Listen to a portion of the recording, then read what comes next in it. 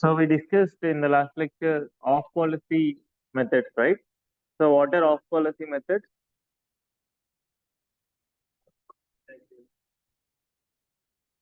So if you have some policy which you are interested in learning about, instead of following that policy, if you follow some other policy but still learn about a policy of interest, then we call it an off policy method, right?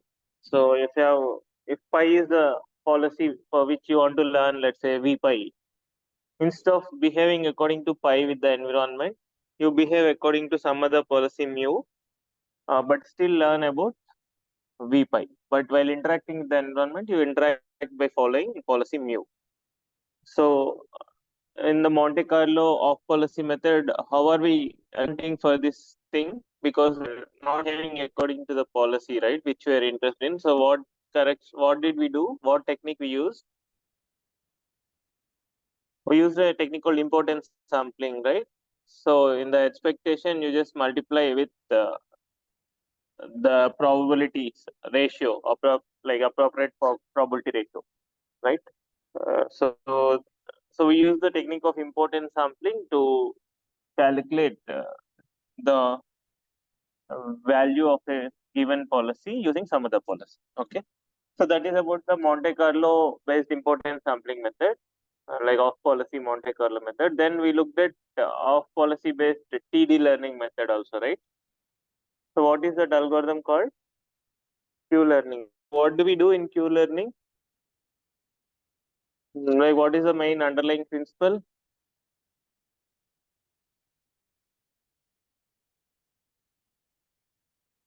Hmm, check your notes.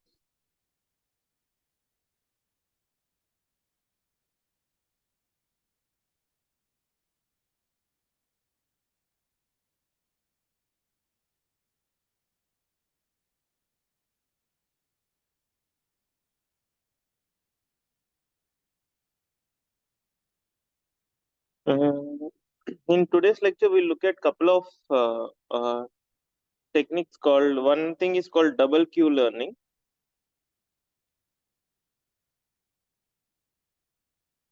And we'll also look at, if you remember, we have looked at thing called Lambda, TD Lambda, right? So what is TD Lambda? So like in TD, we just look one step ahead, right? RT plus 1 plus gamma times V old of ST plus 1. Instead of looking at one step ahead, we could have looked at two steps ahead, like RT plus 1 plus RT plus 2 plus gamma times V old of ST plus 2. So we mentioned that we can look at how many ever steps ahead we want, right? We called it GTN, right? So we were not, if you want to use all possible ends in our update, we came up with some weightage to each n, right, based on lambda. So we appropriately multiplied all these GTNs with some weights such that the weights add up to 1.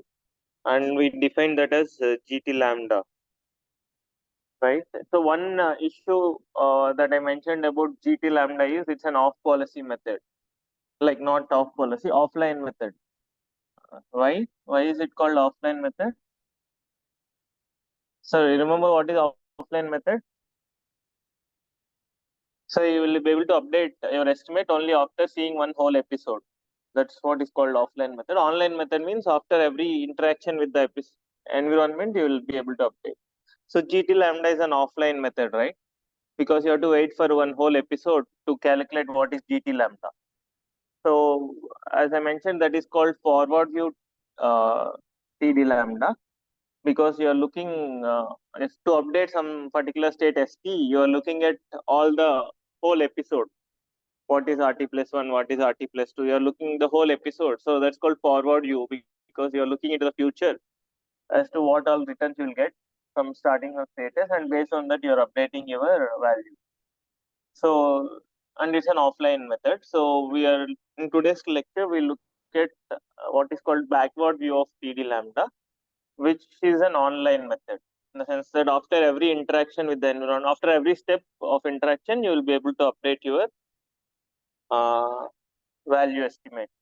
Okay, so That's called backward view of TD lambda, and it is based on some concept called eligibility traces. We'll see a concept called eligibility traces, and based on that, we'll write the algorithm of backward view of TD lambda. Okay.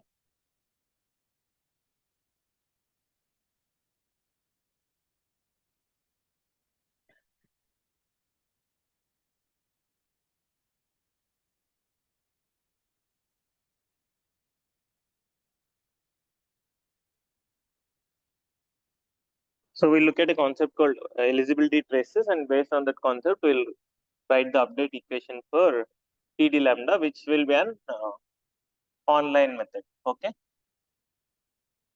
And if time permits, we'll also look at what is called model based RL.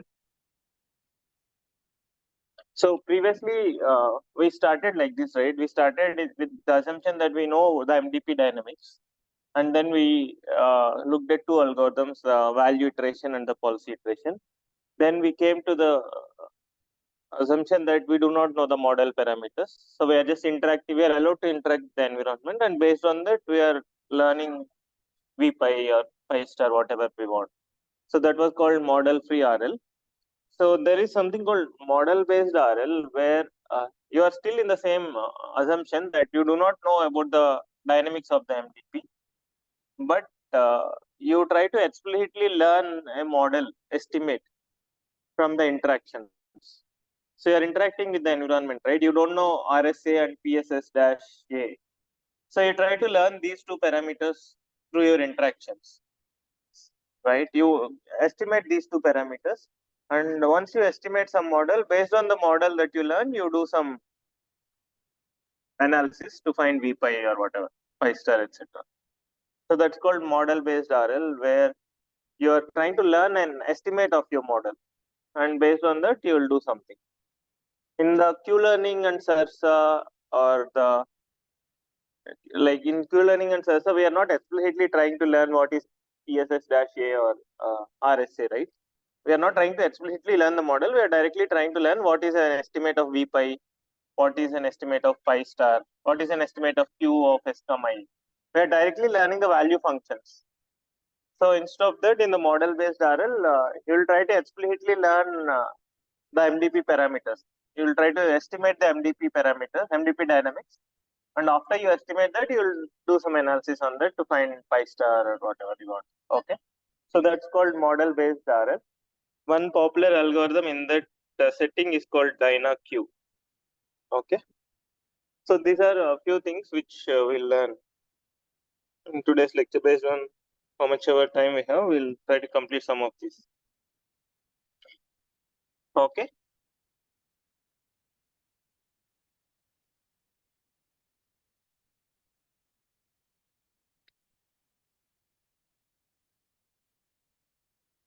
Maybe I'll start with this backward view of TD lambda. So what is the general, let's say you want to estimate VPy. So let's say you want to estimate VPy. How do we do with TD lambda? Like with general TD? What is the update equation? So your V nu of ST equal to V old of ST plus some alpha times RT plus 1 plus gamma times V old of ST plus 1 minus V old of ST. So this is the regular TD update, right? If you want to learn about the value function of a policy pi. Like this is a standard TD update. And just to recap, what is n-step TD update?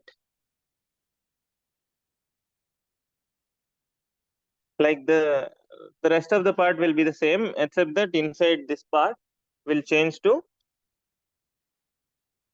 RT plus 1 plus gamma times RT plus 2 plus so on gamma power n minus 1 RT plus n plus gamma power n V old of St plus n, right? That's this part will change. This is nothing but GTN. We have denoted this as GTN, right? So this is the n step TD update. The rest of the equation will be same except that this particular part you replace with this, right? And I'm just recapping the forward view first. So what is the forward view of TD lambda? Instead of substituting GTN, we'll substitute some weighted combination of different GTNs, right?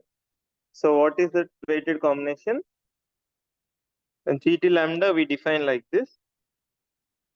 We allow all possible n's and their GTNs with the weightage given by 1 minus lambda into lambda power n minus 1. This is the weight that we'll give for each GN. So this is a forward view of TD lambda. As we discussed, the issues with this is it is an offline method.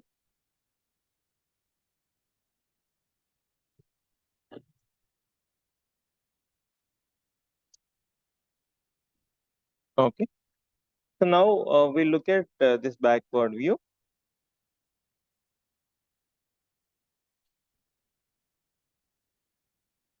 So this backward view also has some, before I explain this, it has some inspiration or motivation from some behavioral psychology, which they used to study the behavior of different animals like this. Like there was some experiment where let's say uh, they were giving food to some animal, let's say a rat, and they were trying to understand how the rat thinks. Like say you do the following experiment. Let's say there is some bell which you maybe ring it a couple of times before you. Let's say you ring the bell 3 times before you give the food to the rat, and maybe you ring the bell 3 times, and then maybe you'll glow some light. Let's say you'll glow some bulb, you'll switch on some bulb, and then you give the food to the rat. Let's say at some time t, you give the food to the rat, and before that you do this sequence of actions. Okay, so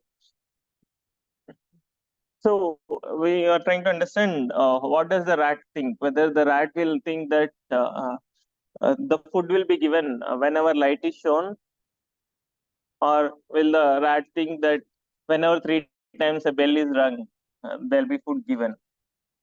So with what like food is like a reward which you're getting, what will you attribute this reward to? Like which states it has observed? Whether because the bell has been rung 3 times, whether the rat will think that, uh, whether will rat will give the credit of the food to the seeing the ringing the bell, or whether it will give the credit of this food to uh, the bulb being lit up. Okay, so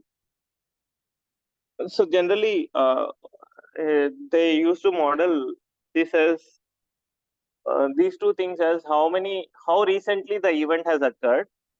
Like since the light has the glowing of light has occurred just before the food is given, maybe you may think that that is the one which should be given credit, or the rat might associate whenever there is a bulb glowing, it might get food.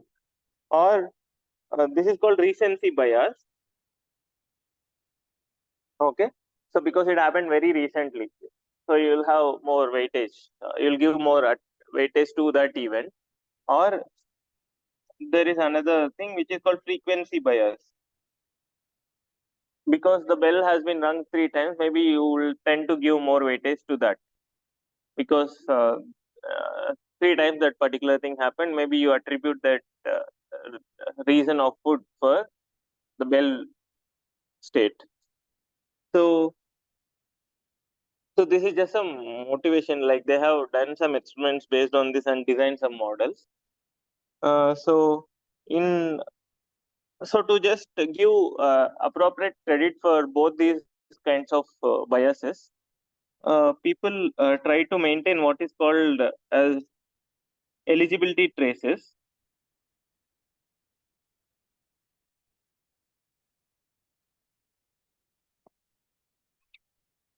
So if you get a reward, let's say you think of these two as two states, like let's say bell, seeing the bell as one state and maybe seeing the bulb glowing as one other state. So let's say this, think of these as two states. Now, when some reward comes, you want to attribute which this credit to one of these two states. Okay. So for every state, we maintain what is called as eligibility value. Okay. At time t, if some reward comes, how much credit you want to give for that reward to some status. Okay. So we want to give credit to that status if it has occurred very recently. Also, if it has occurred many times, we also want to give it more credit. If it occurred many times in the recent past, you want to give credit, and if it occurred very recently, you also want to give some credit. So they model this for every state at every time t. You maintain some number like this, which is called the eligibility of that state at time t. So typically they model it like this. So let's look at this time. Like let's think of this as some time slot numbers.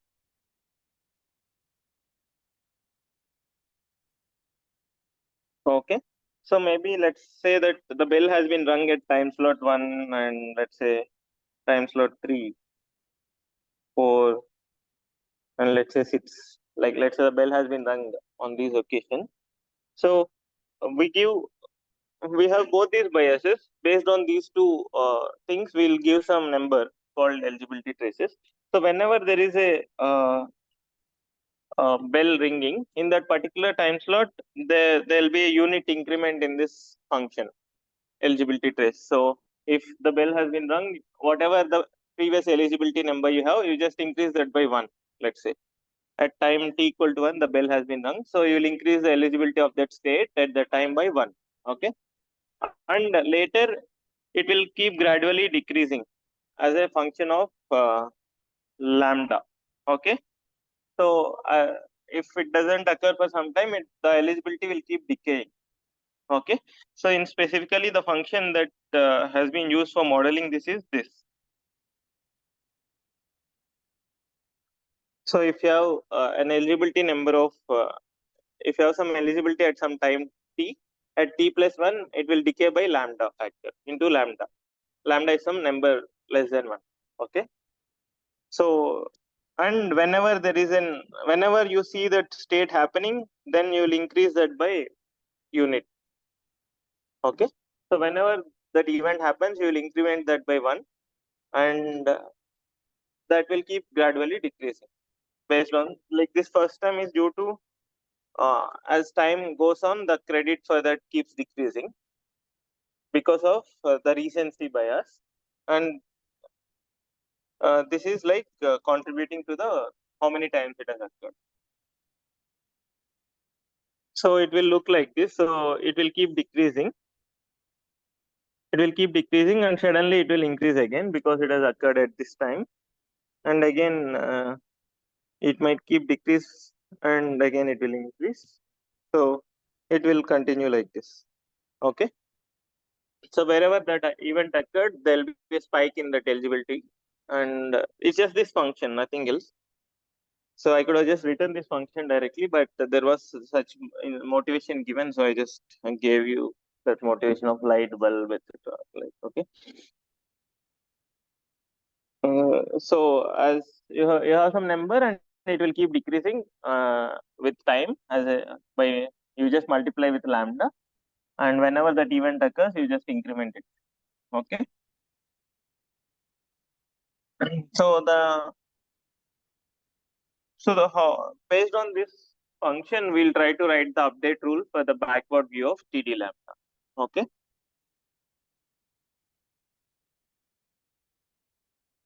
So for every state, you just start with the eligibility.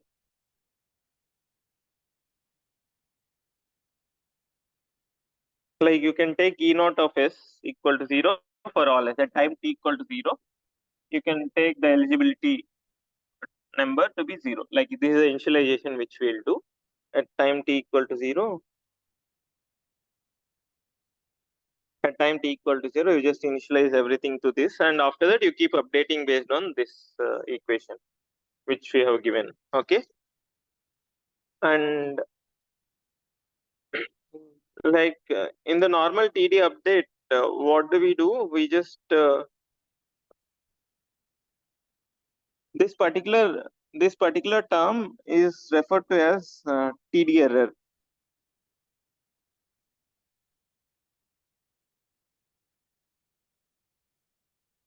Okay, so like this was the old estimate, and this is the difference in your old estimate and the new estimate, right? So this term is referred to as the TD error. So you are just you are correcting your estimate with this error. Okay, this is just a terminology. So this whole term is called the TD error.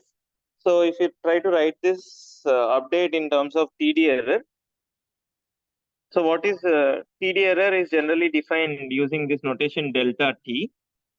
So what is TD error? RT plus 1 plus gamma times V old of ST plus 1 minus V of ST. So this is the TD error, right? Which we have.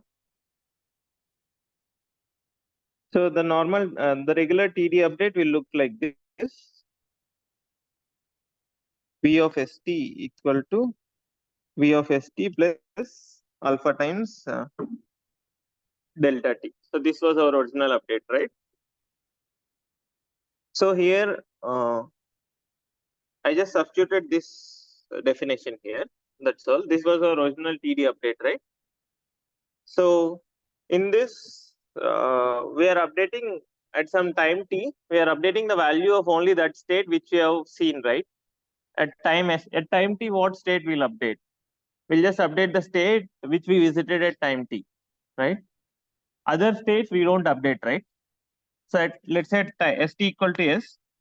So at time t, we'll just update this particular state's value. Other states we won't update, right? But in this backward view of TD lambda, what we'll do is the following.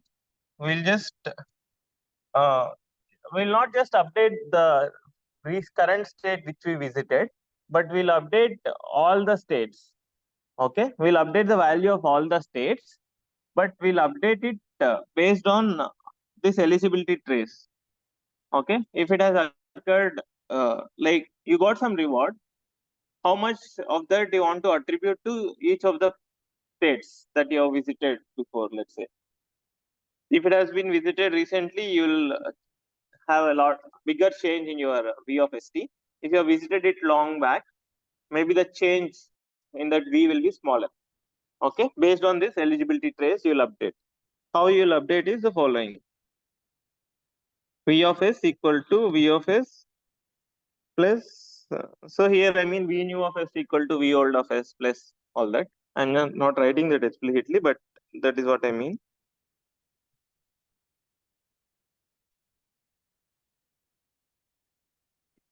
So this is the update which we'll do.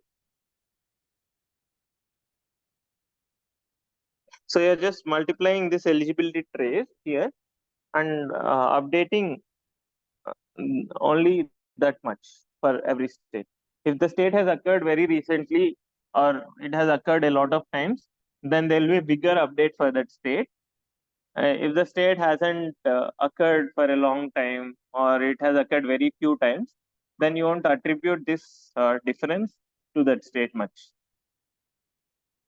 Okay. So this is the motivation which we had, and at least is the update clear to everyone. At time t, you will update all the values of all the states.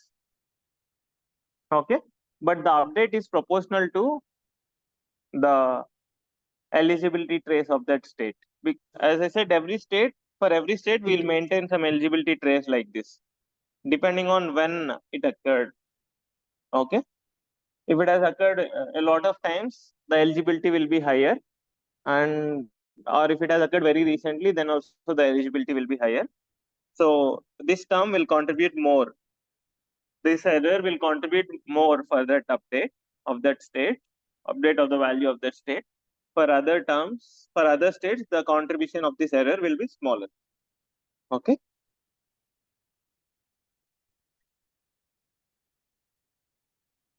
Delta t is some number which you are calculating, and the reward also, right? No, this is a error that we are calculating based on this particular reward. It could be because of the sequence in which you came also, right? You might get a reward based on all the past actions which you have done. So you're trying to give some attribute, like you're trying to attribute this difference to all the states which you have seen before. So how much you want to attribute, you are calculating based on this.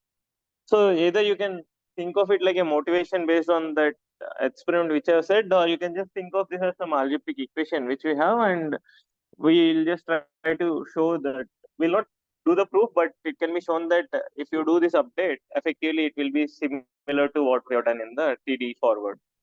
Okay. So this delta t is just this number, as you said, that number is calculated based on only ST plus 1 and ST and RT plus 1, but we are using that update for all the states.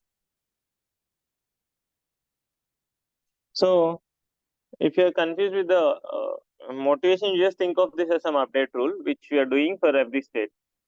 Okay. After every interaction with the environment, you are updating the values of all the states based on this particular update tool.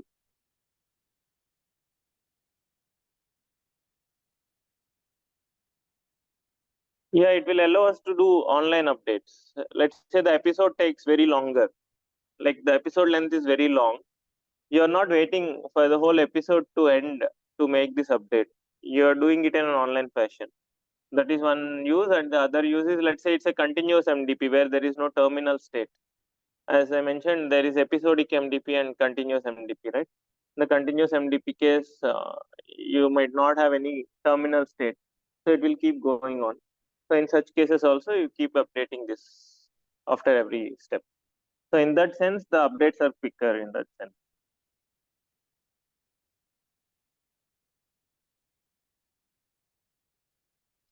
So,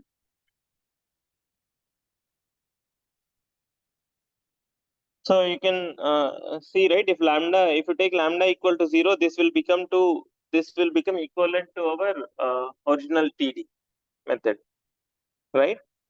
So if lambda is 0, what will happen? This eligibility trace ET of S, that eligibility trace ET of S will be non-zero only for the current state, right? Look at this update equation of ET of S. If lambda, if we take it as 0, then this term will go to 0. Only this term will be the non-zero term, which is the eligibility of the ST will be 1. For all other states, it will be 0. So that means we'll update only that state which we have visited just now. So that will become equal to this our regular TD update, right? Because the eligibility of that of our current state will be 1 because of this indicator, and lambda is 0. So this term will become 0. So for all other states, the update will be 0, except for the state ST, which we visited just now. So for that state, you will just have this update rule. So this is a quick way to just verify whether, at least for lambda equal to 0 case, we are getting back what we had before.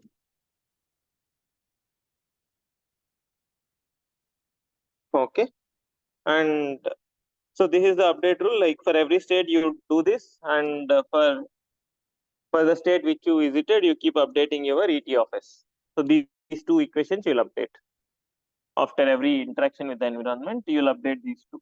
The eligibility trace of the state which you visited, and the value of all the states. Okay.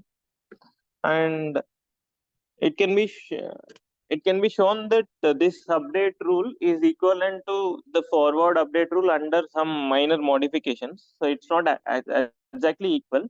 to make it exactly equal, you have to make some more changes in this update rule. But it is equal in certain sense. We will not go into those details in this class. Okay. But at least you understood how to implement the TD lambda. This is the implementation of TD lambda in the online fashion. Okay.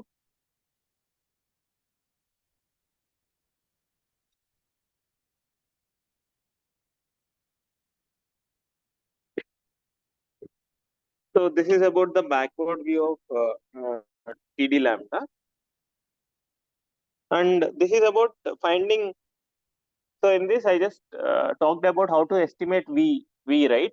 So similarly, you can generalize this method to estimating Q also.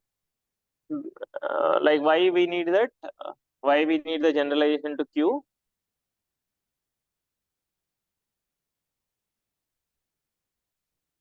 To do Sarsa kind of thing, right? We want Sarsa lambda. Like why is that required? Because this is just prediction, right? Given a policy, what is V pi? That is what it is giving. But if you want to find the optimal policy, what you have to do? You have to use generalized policy iteration, right? You have to start with some arbitrary policy, estimate the Q of that policy, and then improve that policy in an which fashion? Epsilon greedy fashion, right? And you just continue. So, like if you do that generalization, that is called Sarsa lambda. Okay. We will not discuss that in detail, but roughly this is the principle. Okay. So just like how we had TD to Sarsa, there is TD lambda to Sarsa lambda. We can generalize it in a similar way. Okay.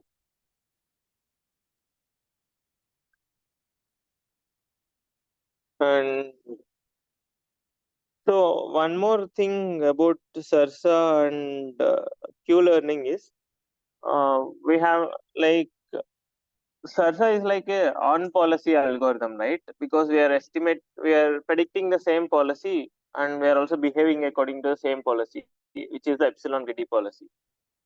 So what under what conditions will Sarsa converge to something, right?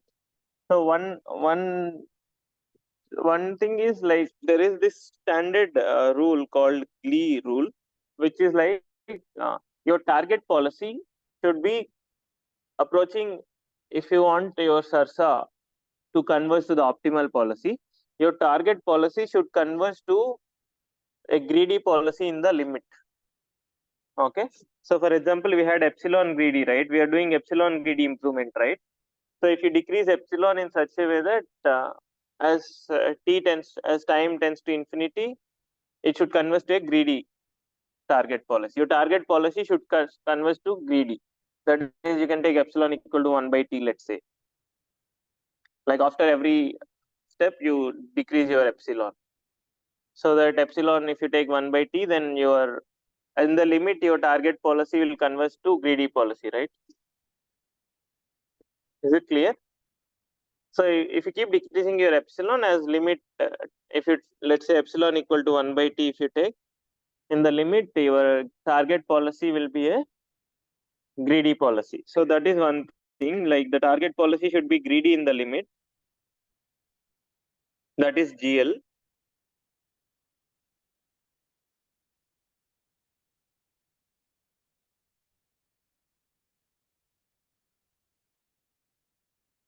And your behavioral policy should have infinite exploration. Okay.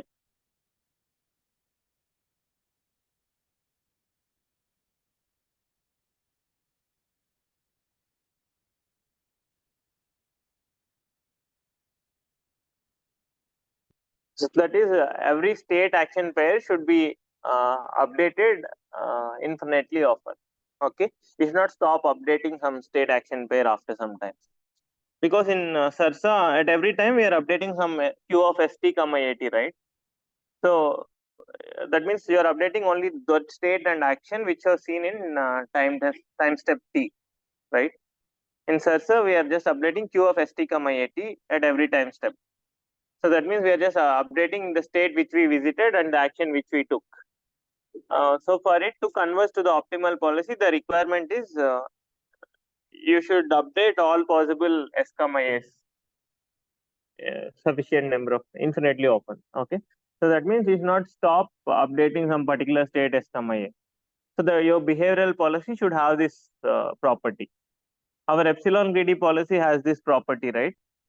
Because with some probability you are updating a random, you are taking a random action, right? So that means you are allowing exploration. You are not stopping. You are not making the probability of some action to zero or anything, right? With some probability epsilon, you are taking a random action. So you are having this exploration factor in your algorithm.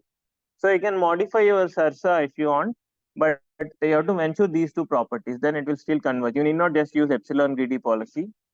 You can use some other policy, target policy or behavioral policy also. But as long as you maintain these two properties, it will converge to the optimal policy. Okay. Because in every time step, you are updating one ST8, one S, A. So which S, A you are updating, you can modify based on whatever strategy you want. But you have to ensure that all S, A's are keep getting updated. Okay. That is one requirement on the behavioral policy. And the target policy should be such that as time progresses in the limit, at least you should converge to a greedy policy. So if you maintain these two assumptions, if you ensure these two properties in your algorithm, then it will converge to the optimal policy. In addition to that, we have some requirements on the alpha also. Like we have some small, we are multiplying with some small constant alpha, right? So this alpha, you can make it a function of t. This alpha need not be a constant. You can make it a function of t, like this alpha which I'm talking about. This can be a function of t also. So the general thumb rule for this alpha is like you have similar requirements of like convergence of a gradient descent or a stochastic gradient descent. This is like a stochastic approximation. So the requirement one sufficient conditions on this alpha is this sum of the alphas should be infinite, and the alpha square should be finite. Okay, you have to choose your alphas in such a way that these two properties are satisfied. If these two properties are satisfied, then if that is a sufficient condition for your SARSA or Q learning to converge to the optimal policy. So these are some standard conditions which you will use even in your gradient descent or the stochastic gradient descent for conversion. So what is one alpha t? What is one function of t which will satisfy these two properties? 1 by t, right? Sigma 1 by t is infinity, and sigma 1 by t square is some finite number, right? So this is one like epsilon equal to epsilon t equal to 1 by t you can take, and alpha t equal to 1 by t. So these two are some sufficient conditions to ensure that your policy converges to the optimal policy. Okay.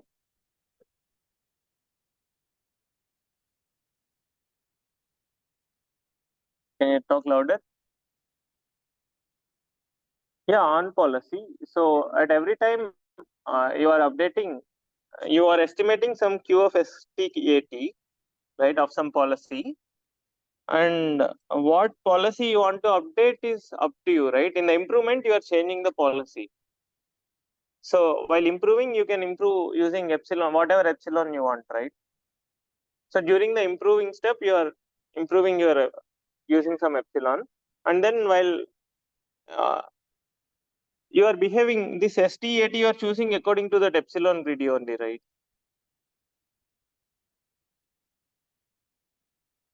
So you are choosing some STAT based on your epsilon grid. Like whatever here you can update whatever you want, any S, A, but in the target, what you are getting some reward RT plus one. This RT plus one has nothing to do with policy because it just depends on what RSA. It just depends on the dynamics.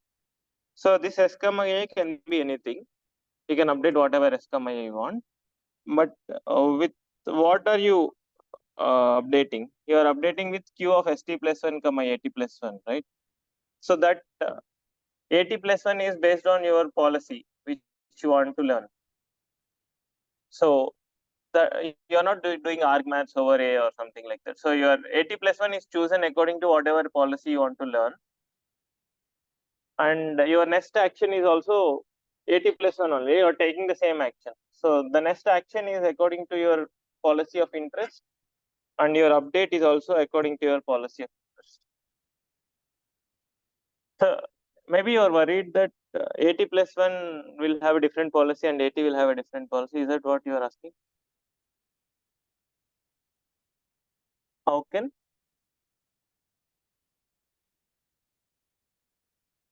No, SARSA is a non-policy. So both are epsilon greedy. So both are satisfying this thing, right? The target policy is also epsilon greedy. The behavioral policy is also epsilon greedy. So it is satisfying both these properties. So epsilon greedy satisfies both these properties, right? So these two can be same. That's okay. So you have only one policy. That policy should satisfy both these properties. You have the epsilon greedy policy. That policy should satisfy that it should be greedy in the limit, and it should have infinite exploration. So if you have different policies for the target and behavior, then these are the conditions. If you have the same policy, just verify the two conditions for the same policy.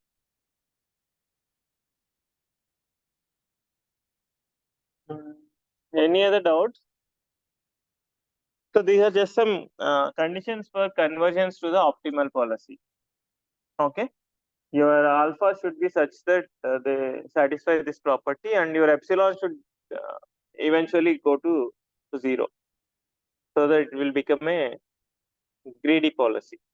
Okay. If you keep a constant epsilon, then as I said before, it will converge to the best policy among epsilons of policies. If you take epsilon equal to 0.1 and keep it fixed, then SARSA will converge to the best policies among epsilons of policies. So it will converge to the some policy which is not the optimal policy, but it will be epsilon away from the optimal policy. Okay. So for Q learning, the first one is already satisfied, right? First one we are already using in every time slot. Our target is a greedy policy, right? In Q learning, what is in Q learning update? We just use RT plus 1 plus maths over a Q of ST plus 1 comma A dash, right? So that means our greedy is your target policy is already greedy in every step.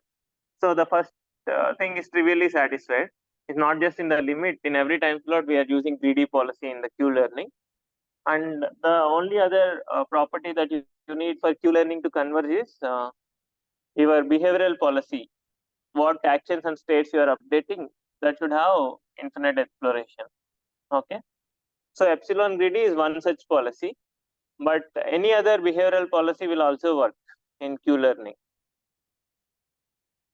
So for example, if I take in the Q learning, instead of doing epsilon greedy actions, if I just do actions which are random, uniformly at random, still it will converge to the optimal policy. Like, are you understanding what I'm saying, or are you lost? I'll just show the algorithm maybe.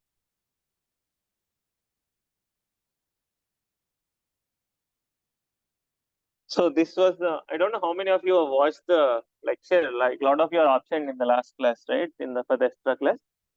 And so this was the Q learning algorithm. In this, if you look at this update rule, if you look at this update rule, here the target policy is already a greedy policy. So that we had two requirements, right? One is the target policy should be greedy in the limit. So anyway, it's greedy already. In every time step, it's greedy. So that requirement is already satisfied. And now in every step, you are updating some state and action pair, right? You are updating the queue for some state action pair.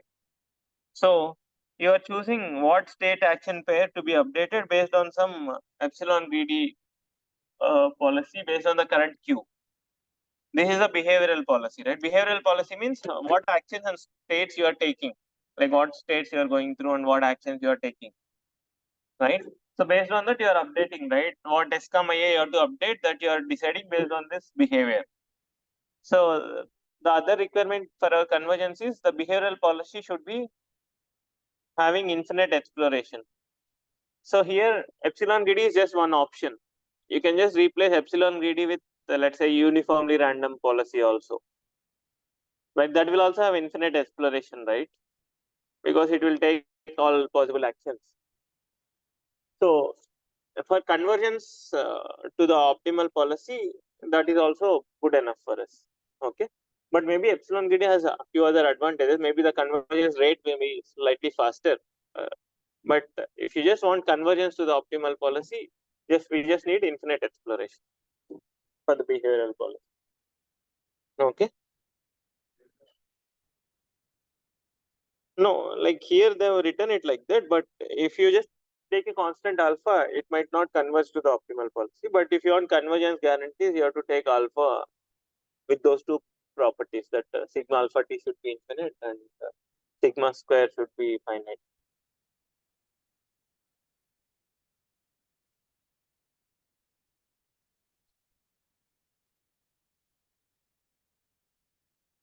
Okay. So any other doubts before I proceed further? So how many of you watched the previous video, 16th lecture, Q learning, or attended or watched? How many of you haven't watched? So I don't know whether you're following this class, but you just watch that and then try to understand. Like at least the behavior policy and target policy are understood, right? So what policy you're trying to learn and what SCMIA pairs you are updating. That's what the behavioral policy is telling. What SCMIA pairs you are updating, and target policy means which policy you are trying to learn about. Okay. Yeah, yeah. Someone has a doubt.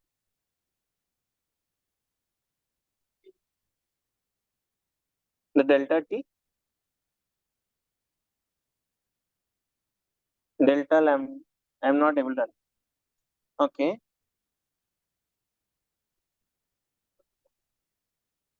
Yeah. What will be the same delta t will use?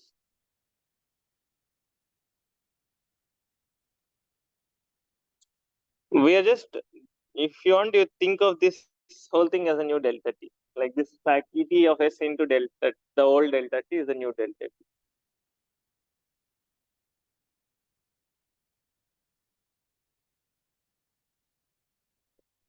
Okay. So that is about the convergence, like Sarsa and Q learning convergence.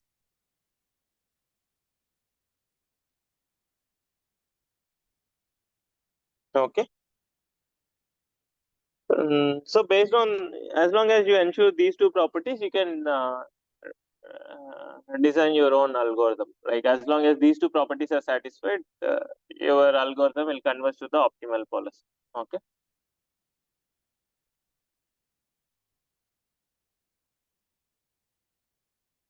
Infinite exploration. Like greedy in the limit is also required. For Q learning, only infinite exploration is required because already your target is greedy. So whatever behavior you follow, as long as you update all SCMIA pairs, that is enough. Okay. So, so that is about the convergence guarantees. Now we look at a concept called double Q learning.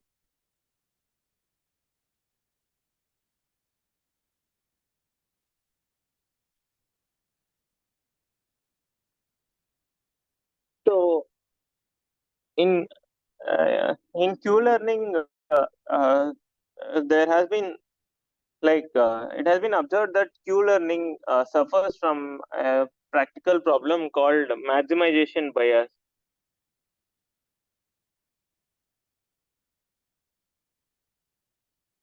So the Q learning is observed to suffer from a problem called maximization bias.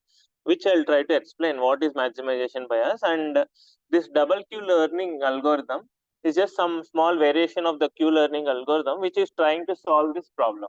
Okay. So first I'll try to explain what this problem is, and then we'll see how double Q learning will solve this problem. Okay. So just for us to understand what is the maximization bias problem. So let's consider that there are some 10 random variables. Let's say all of them has some mean 0. Like you consider some 10 random variables x1 to x10 and assume that all the expectation of all these random variables is equal to 0. Okay. And now our aim is to understand what, let's say our problem is we have some random variables and we are trying to understand which random variable has the highest mean. Okay. Okay, but here we are taking all of them to be 0, but let's say the general problem is you are given some 10 random variables and you are trying to understand which random variable has the highest mean. Like similar to what we have seen in the bandits, etc. Right? We had a lot of arms. We wanted to understand which arm has the highest expected reward or whatever. Right? So our objective is to predict max over I mu of I. Okay.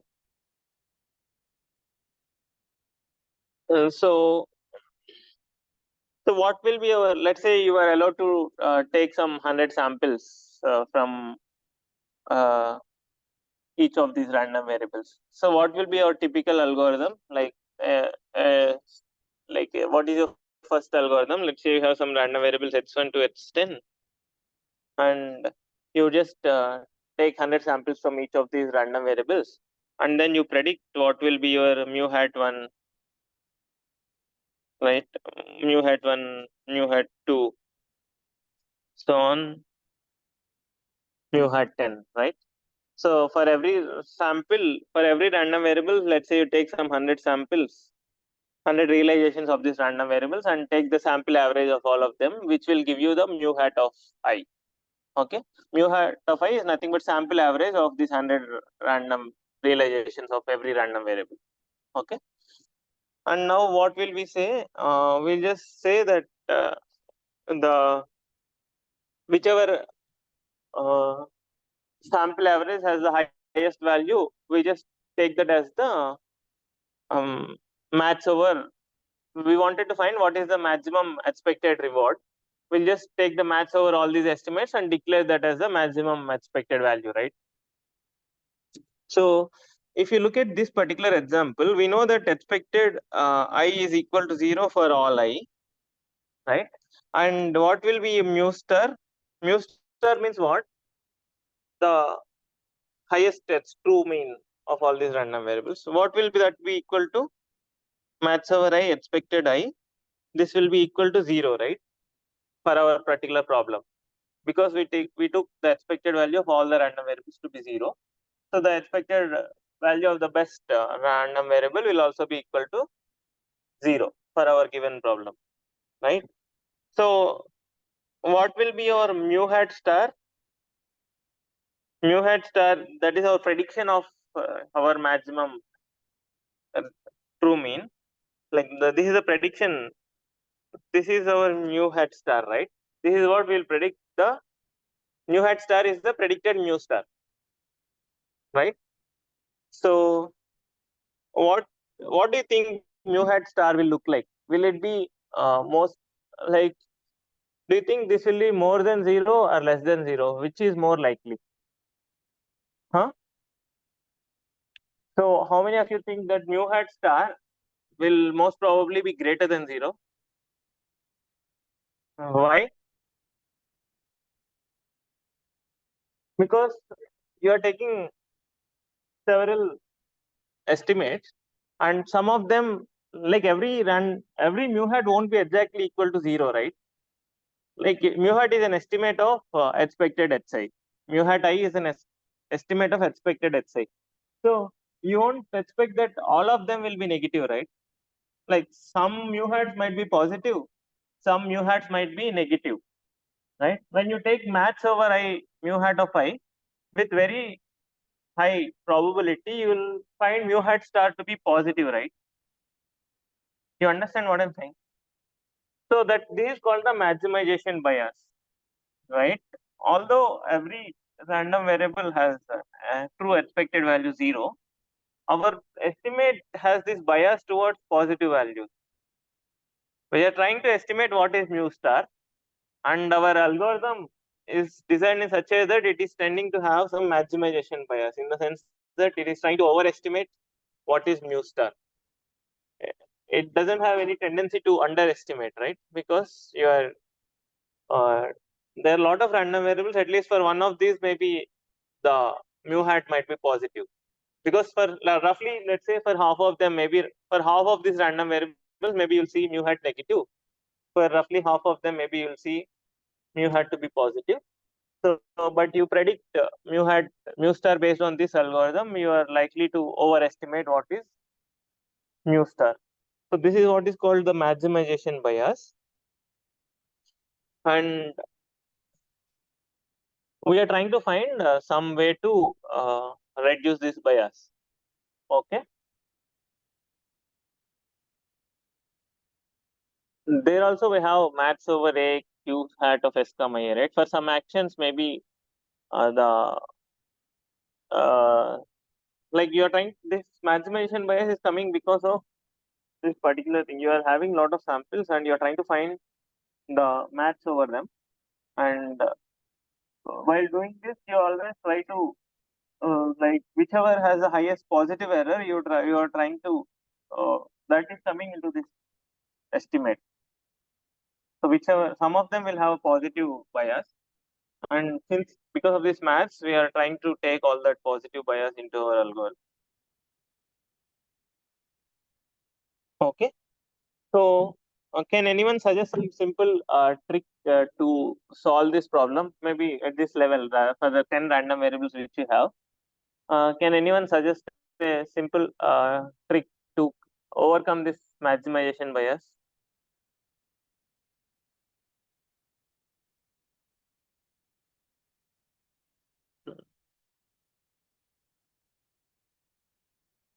Min of mod of mu I.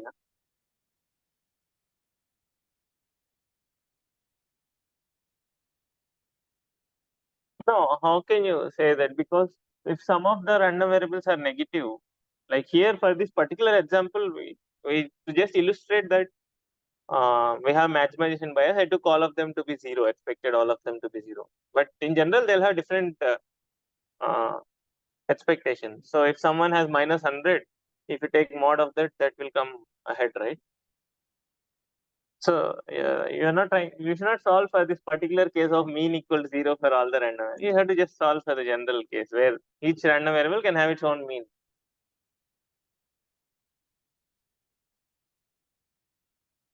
If you are using the fact that the all the random variables have 0 mean, you can just say 0. No, why do we need to estimate?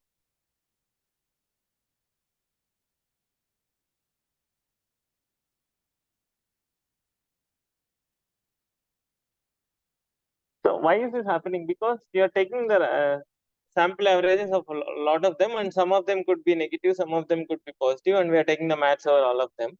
So you're trying to break this chain. Yeah. Okay. No, everyone will have the same confidence interval, right? Here, every arm you are sampling 100 times. So how will that help?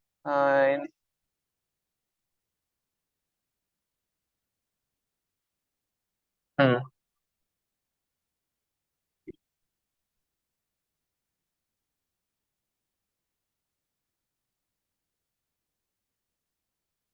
Okay.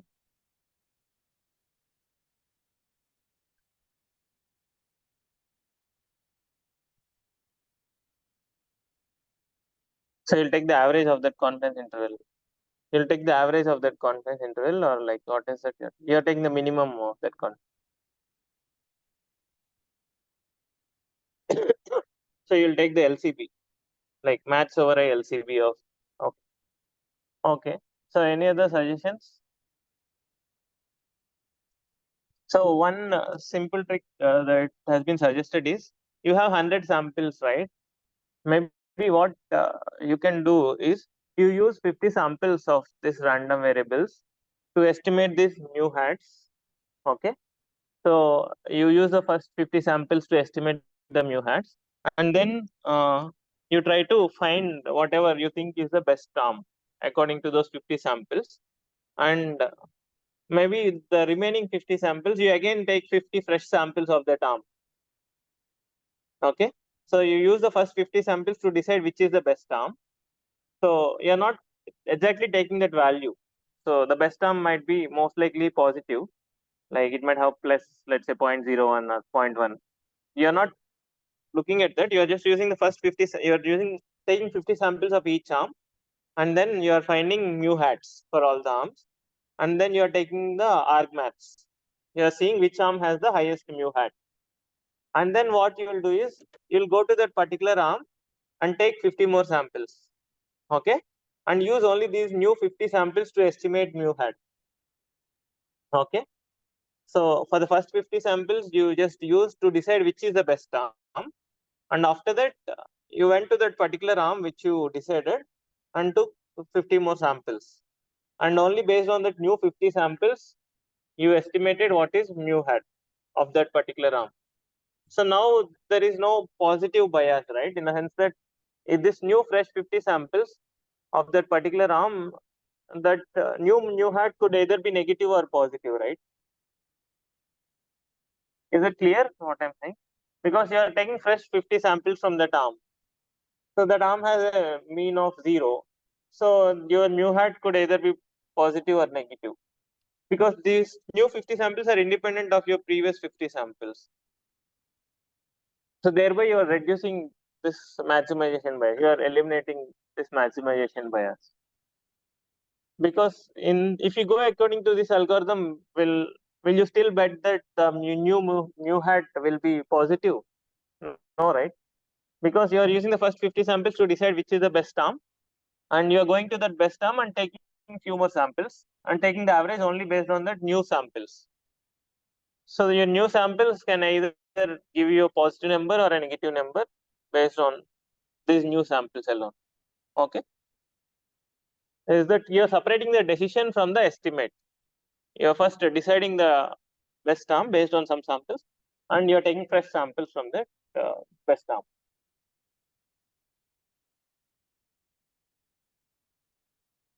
So in some sense, what you're doing is you first use 50 samples to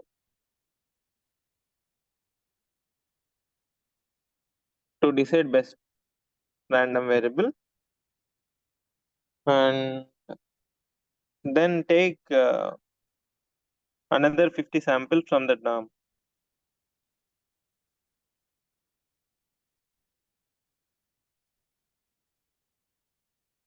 From that random variable.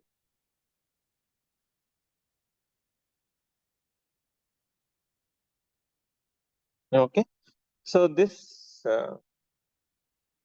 this idea will try to prevent the maximization bias. Okay, so in double Q learning, this is what we try to do. Like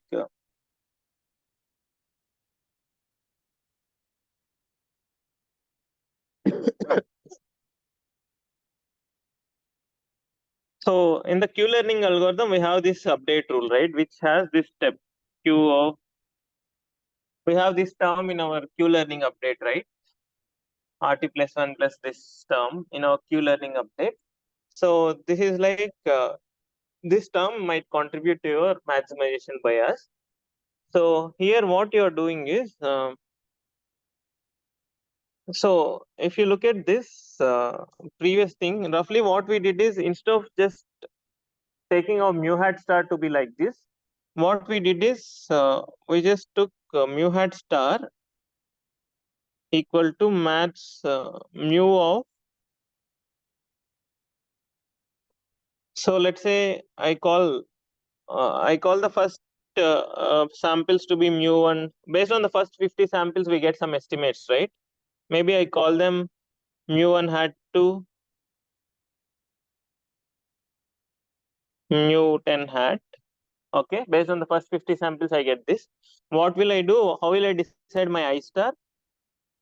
I star will be argmax over I mu hat of I. I'll decide my best. I'll decide my best arm like this. And what will I take as my mu hat star? What will be my estimate of the best true mean?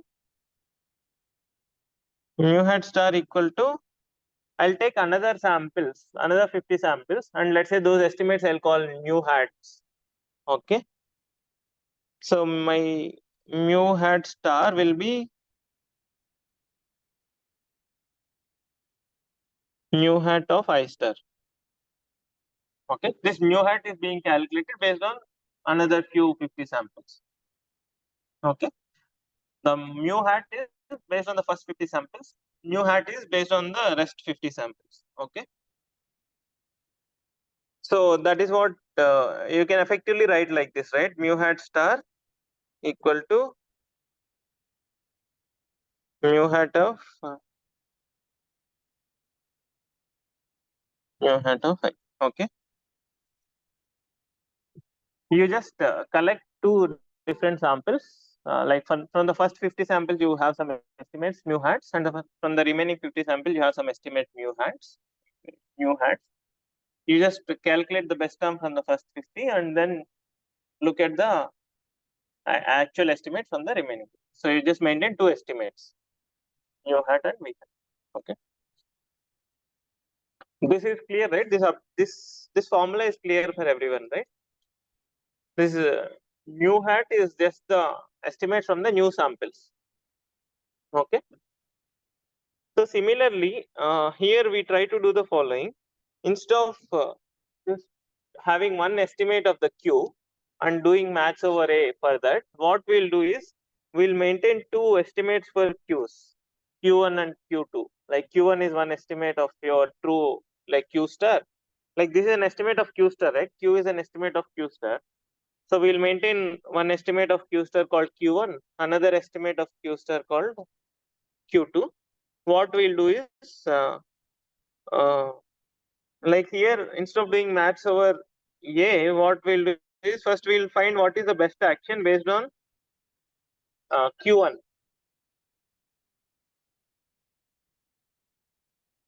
Okay. So this will give us what is the best action and what is the estimate of the Q value of this action. We'll use the Q2 for that.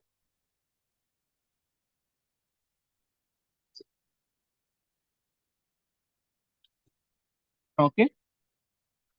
Is this clear? Like this is based on, you can think of this as you are deciding which is the best action based on some estimate. And then I'm trying to understand what is the value, Q value of that particular action based on another estimate. Okay. So this is similar to what we have done here for the remaining random variables. You are trying to use some estimates for finding which is the best action, and the value of that best action, you use another estimate to find. Yeah, I'll tell you that. Yeah. So this is the high level idea. Like there are few, we have to look at how exactly are we updating this Q1, Q2, etc.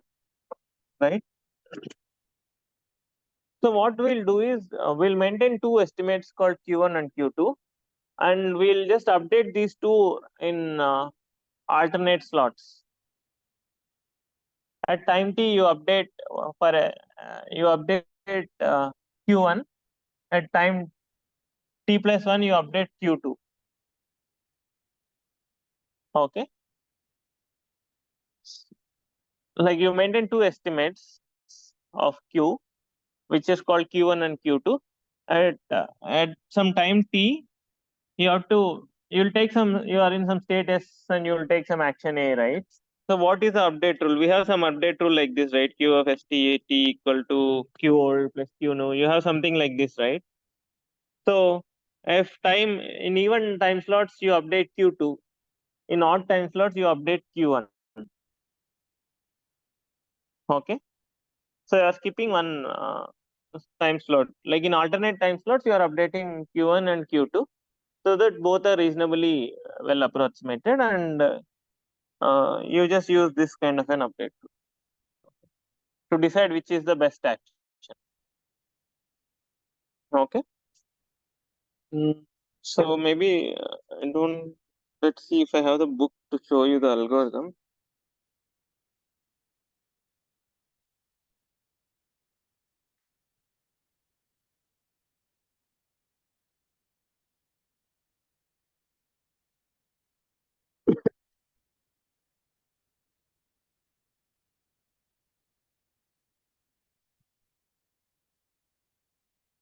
So that's roughly the algorithm. You have to just maintain two estimates and keep updating them alternately in different time slots.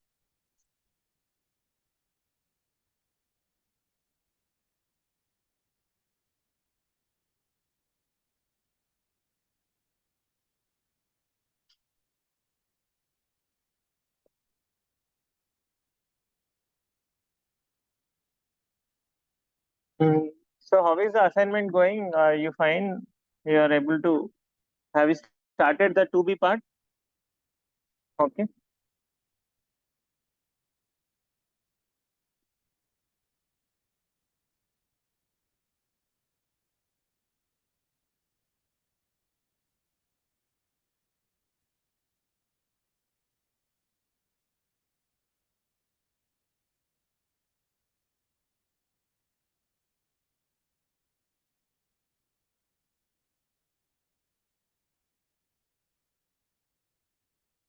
Okay. Maybe I'll show you the exact algorithm in the next class. So there is nothing much. You have to just do it in these two time slots. Okay. In one time slot you update this. In another time slot you update the other.